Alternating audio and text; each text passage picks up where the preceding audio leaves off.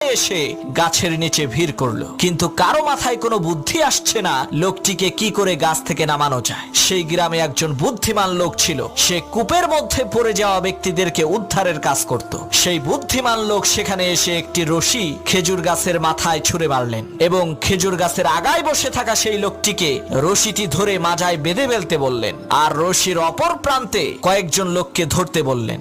বুদ্ধিমান লোকটির কথা মতো তারা রশিটিকে ধরলেন। হঠাৎ করে সেই বুদ্ধিমান লোক বলল, এখন টান মারো। লোকেরা রশি ধরে টান দিল, সাথে সাথে সেই খেজুর গাছে থাকা লোকটি মাটিতে পড়ে মারা গেল। তখন গ্রামের লোকেরা বলল, আপনি এটা কেমন কাজ করলেন, লোকটা মরে গেল। তখন সেই বুদ্ধিমান লোক বলল, ভাই এটা লোকটার কিসমতের দোষ, আমার কোনো দোষ নাই। এই একই টেকনিক খাটাইয়া অনেক মানুষকে আমি কুয়া থেকে বের করেছি।